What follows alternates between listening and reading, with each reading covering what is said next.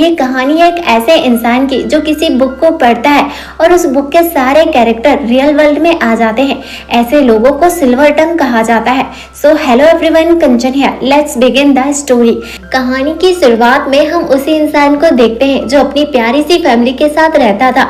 एक दिन वो अपनी छोटी सी बेटी को कहानी सुना रहा था। उस कहानी में एक कपड़े का जिक्र था और हम देखते हैं कि वो रेड कपड़ा वहां पर उड़ के आता है और यहीं से सीन कट होता है और हमें 12 साल के बाद की स्टोरी बताई जाती है, जहां पर सिल्वर टंग की बेटी अब बड़ी हो गई थी और वो अपने पिता से बहुत ज्यादा प्यार करती थी। उनका रिश्ता काफी मजबूत होता है और आज वो किसी बुक शॉप में जाने वाले थे किसी बुक को ढूंढने के लिए। इस बुक का नाम होता है इंक हार्ट, जो अगर रियल में मिली भी नहीं तो उसके डुप्लीकेट वर्जन से भी काम चल सकता है। आगे हम देखते हैं कि सिल्वर टंग की बेटी बाहर ही बैठी रहती है। वहीं सिल्वर टंग शॉप के अंदर जाता है। जब वो बाहर आता है तो देखता है कि उसकी बेटी से कोई इंसान बात कर रहा है और इस बंदे का नाम डस्ट फिंगर है, जो सिल्वर टंग से कहता है कि क्या तुम्हें वो किताब मिल गई जिसे तुम ढूंढ रहे थे। तभी सिल्वर टंग कहता है कि तुम्हें इससे क्या मतलब है, मुझे वो किताब मिले या ना मिले तुम्हें उससे क्या मतलब है।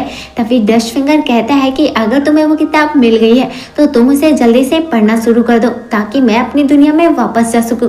लेकिन तभी सिल्वर टंग कहता है कि मैंने किताब पढ़ना छोड़ दिया है और मैं किसी के लिए भी वो किताब दोबारा नहीं पढ़ूंगा।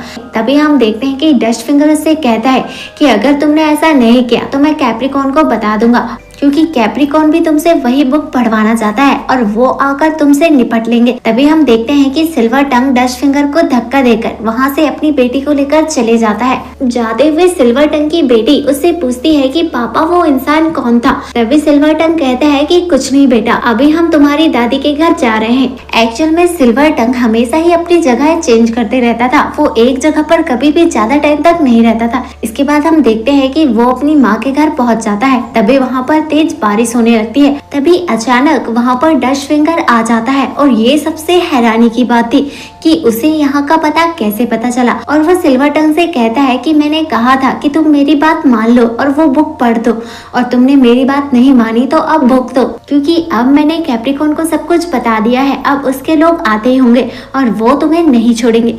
तभी वहाँ पर कैप्रिकॉर्न के लोग आ जाते हैं और वो सिल्वर टंग और उसकी बेटी को अपने साथ ले जाते हैं। आगे दिखाया जाता है कि कैप्रिकॉर्न सिल्वर टंग को एक बुक देता है और उसे कहता है कि इसे तुम मेरे लिए पढ़ो। और ये बुक होती है अली बाबा 40 चोर की, जिसमें एक इंसान खजाने की तलाश में गया होता है पर वो वहीं पर फंस गया था। तभी हम देखते हैं कि सिल्वर टंग वो किताब पढ़ने लगता है और तभी दिखाया जाता है कि वहां से बहुत सारा खजाना और सोने के सिक्के बरसने लगते हैं और वही कैरेक्टर भी वहां पर गिर जाता है जो खजाना इकट्ठा कर रहा था। वहीं पर कैप्रिकॉर्न उस कैरेक्टर के बदले अपने एक इंसान को उसकी दुनिया में भेज देता है और वो खुद कहता है कि मैं अपनी दुनिया में वापस नहीं जाना चाहता, मैं यहीं पर रहना चाहता हूँ।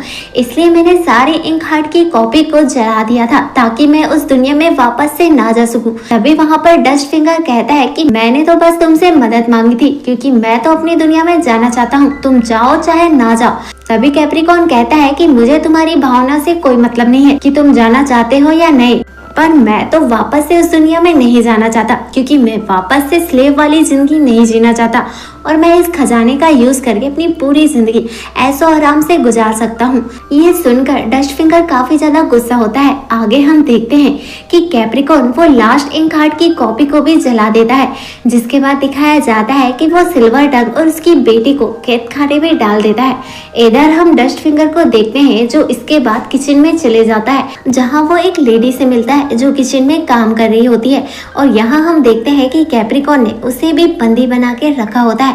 वो यहाँ से कई बार भाग चुकी थी, लेकिन बार बार उसे पकड़कर यहाँ बंदी बना लेते थे। तभी डस्ट फिंगर उस लेडी से पूछता है कि अगर तुम्हें दोबारा मौका मिले भागने का तो क्या तुम भागोगी। तभी वो लेडी कहती है कि जरूर, मैं जरूर भागूंगी। तभी डस्ट फिंगर पूछता है लेकिन किसके पास। तभी हम देखते हैं कि वो लेडी एक स्केच दिखाती है और लकीली वो स्केच सिल्वर टंग और उसकी बेटी का होता है, यानी कि ये लेडी सिल्वर टंग की वाइफ है। इस बात से डस्ट फिंगर भी हैरान हो जाता है, क्योंकि वो भी सोच रहा था कि सिल्वर टंग की वाइफ बुक की दुनिया में चली गई है। इसलिए तो सिल्वर टंग इतने दिनों से इंक हार्ट की किताब की कॉपी ढूंढ रहा था, क्योंकि वो अपनी वाइफ को वापस से पाना चाहता था। लेकिन उसे क्या पता था कि उसकी वाइफ इसी दुनिया में मौजूद है। दूसरी तरफ हम सिल्वर टंग उसकी माँ और उसकी बेटी को एक साथ देखते हैं, साथ ही उनके साथ वही कैरेक्टर भी होता है जो अभी अभी उस किताब की दुनिया से यहाँ आया था। और सिल्वर टंग कहने लगता है कि काश कि वो इंक हार्ट की किताब उसके पास आ जाए और वो जल्दी से उस किताब को पढ़ के कैप्रिकॉर्न को उसकी दुनिया में वापस भेज सकूं और अपनी वाइफ को भी ढूंढ सकूं। लेकिन उसे क्या पता था कि उसकी वाइफ इसी जगह पर मौजूद है। इधर हम डस्ट फिंगर को देखते हैं जिसे एक आइडिया आता है और वो सोचता है कि क्यों ना वो सिल्वर टंग का यूज करके उस इंक हार्ट की किताब को ढूंढे, जिसके बदले में वो बाद में उसकी वाइफ का पता बताए और इससे डस्ट फिंगर का भी फायदा होता। वो अपनी फैमिली के पास वापस जा सकता था उसी किताबी दुनिया में। इसलिए डस्ट फिंगर सीधे सिल्वर टंग के पास जाता है और उससे कहता है कि क्यों ना हम इस किताब को मिलकर ढूंढे ताकि तुम अपनी वाइफ को ढूंढ सको और मैं भी अपनी किताबी दुनिया में वापस जा सकूं। और मैंने कैप्रिकॉर्न की मदद इसलिए की थी क्योंकि मैं अपनी दुनिया में वापस जाना चाहता था अपनी फैमिली के पास, लेकिन कैप्रिकॉर्न ने तो मेरी मदद की ही नहीं। इसके बाद हम देखते हैं कि सिल्वर टंग कहता है कि हम उस किताब को ढूंढे भी तो कैसे, हम तो यहाँ पर कैद है। तभी डस्ट फिंगर कहता है कि तुम उसकी टेंशन मत लो और हम देखते हैं कि डस्ट फिंगर उन्हें एक किताब देता है जिसमें एक स्टॉर्म का जिक्र होता है। तभी हम देखते हैं कि सिल्वर टंग उस किताब को पढ़ने लगता है और हम देखते हैं कि वहाँ पर एक बड़ा सा स्टॉर्म आता है जिसकी वजह से ये लोग वहाँ से निकलने में कामयाब हो जाते हैं। इधर हम सिल्वर टंग की वाइफ को देखते हैं जो डस्ट फिंगर से हेल्प मांगती है, लेकिन डस्ट फिंगर उसकी कोई हेल्प नहीं करता क्योंकि वो जानता था कि अगर वो उसकी वाइफ की हेल्प करेगा तो सिल्वर टंग फिर उस किताब को नहीं ढूंढेगा और वो उसकी दुनिया में कैसे जाएगा। इसलिए डस्ट फिंगर उसकी हेल्प नहीं करता, ना ही सिल्वर टंग को उसकी वाइफ के बारे में कुछ भी बताता है। आगे हम देखते हैं कि सिल्वर टंग उस किताब के राइटर के पास पहुंच जाता है जहां उन्हें उस किताब की एक डुप्लीकेट कॉपी मिल जाती है, जिससे डस्ट फिंगर काफी ज्यादा खुश हो जाता है और वो सिल्वर टंग से कहता है कि जल्दी से इस किताब को पढ़ना शुरू करो और मुझे अपनी दुनिया में भेज दो। लेकिन सिल्वर टंग यहाँ कहता है कि पहले मैं अपनी वाइफ को बुलाऊंगा, इसके बाद मैं तुम्हें उस दुनिया में भेजूंगा।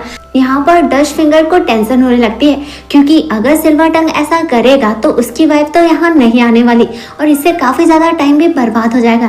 इसलिए हम देखते हैं कि डस्ट फिंगर उसे सारी सच्चाई बता देता है, जिससे सिल्वर टंग काफी ज्यादा गुस्सा होता है और उनके बीच हाथापाई भी होने लगती है। तभी हम देखते हैं कि सिल्वर टंग उससे उसकी वाइफ की लोकेशन पूछता है। इस पर डस्ट फिंगर उसे बता देता है कि वो उसी जगह पर है जहाँ से हम आए हैं। तभी हम देखते हैं कि सिल्वर टंग अगेन उस पर गुस्सा करता है और कहता है कि तुमने मुझे बताया क्यों नहीं। हम देखते हैं कि डस्ट फिंगर उससे कहता है कि अगर मैं तुम्हें पहले बता देता तो तुम इस बुक को नहीं ढूंढते और तुमने इस बुक को ढूंढ दिया है, उसके लिए शुक्रिया। तभी हम देखते हैं कि सिल्वर टंग उससे कहता है कि तुम्हारा शुक्रिया तुम्हारे पास ही रखो, पहले हमें मेरी वाइफ को लेने जाना होगा और तुम भी मेरे साथ चल रहे हो। जिसके बाद वो उसी जगह के लिए निकल जाते हैं। वहीं सिल्वर टंग की बेटी को उसी राइटर के पास छोड़ देते हैं। इधर हम सिल्वर टंग की बेटी को देखते हैं जो एक किताब पढ़ने लगती है, जिसकी वजह से उस किताब का एक कैरेक्टर वहां पर आ जाता है जो कि एक प्यारा सा डॉगी होता है। यानी कि सिल्वर टंग की बेटी भी एक सिल्वर टंगी थी। जो भी वो कहानी पढ़ती थी उसके कैरेक्टर रियल में आ जाते थे। तभी हमें पता चलता है कि वो राइटर भी कैप्रिकॉर्न से मिला होता है और तभी वहां पर कैप्रिकॉर्न के लोग आ जाते हैं जो सिल्वर टंग की बेटी और उस राइटर को अपने साथ ले जा लेते हैं और सिल्वर टंग की बेटी को ले जाकर कैद कर लेते हैं। दूसरी तरफ डस्ट फिंगर और सिल्वर टंग जब यहाँ पहुंचे थे तो कैप्रिकॉर्न के लोगों ने उन्हें देख लिया था और उन्हें भी कैद कर दिया था। और जब सिल्वर टंग की बेटी को वहां पर कैद किया था तो उसके साइड वाले रूम में ही डस्ट फिंगर होता है और वो उसकी बेटी को देख लेता है। इसलिए डस्ट फिंगर वहां से चुपचाप भाग जाता है और सीधे सिल्वर टंग के पास पहुंच जाता है जहां वो बताता है कि तुम्हारी बेटी भी यहीं पर है जिसे उन लोगों ने कैद कर दिया है और उसी ने मुझे बताया है कि इंक हार्ट की एक कॉपी उनके पास है जिसे पढ़वा कर वो उस बुक से एक कैरेक्टर को बाहर लाना चाहते हैं जिसका नाम शैडो है और वो बहुत ज्यादा ताकतवर है। वो इस दुनिया में तबाही मचा देगा। हमें उसे ऐसा करने से रोकना होगा वरना ये दुनिया खत्म हो जाएगी। वहीं आगे डस्ट फिंगर बताता है कि आज कैप्रिकॉर्न तुम्हारी बेटी से वही किताब पढ़वाने वाला है जिससे वो शैडो कैरेक्टर बाहर आएगा जो दुनिया में तबाही मचा देगा क्योंकि उसके पास ब्लैक पावर है। ये सुनकर सिल्वर टंग काफी ज्यादा परेशान होने लगता है कि उसकी बेटी के साथ कुछ गलत ना हो जाए। इधर हम उसकी बेटी को बेसमेंट में देखते हैं जो उसी राइटर के साथ कैद होती है।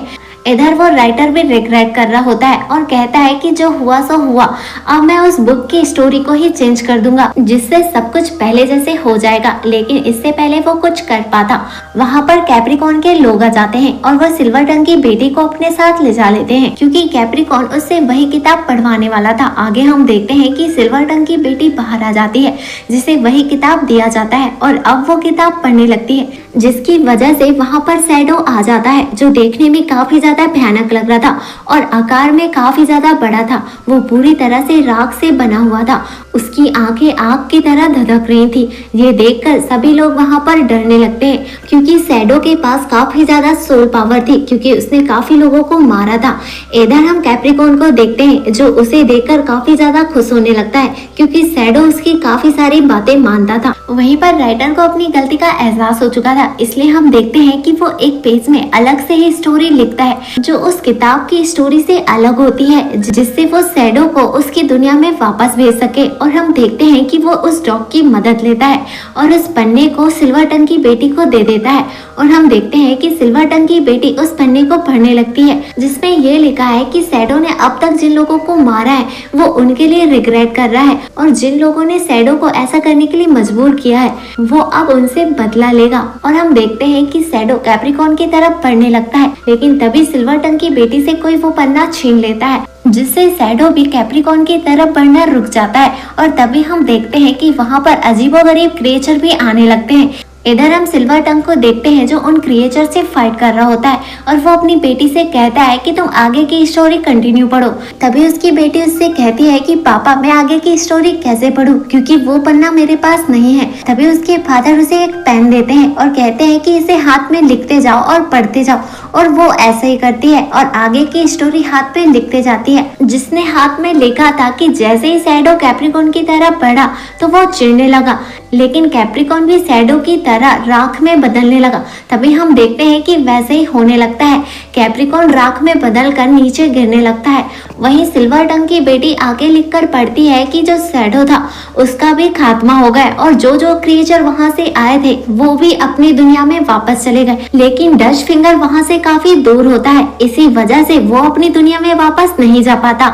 वहीं पर डस्ट फिंगर काफी ज्यादा दुखी होता है कि वो अपनी दुनिया में वापस नहीं जा पाया और उसे लगता है कि ये लोग कभी भी अब उसे अपनी दुनिया में नहीं भेजेंगे, इसलिए वो उस बुक को लेकर कहीं जाने लगता है।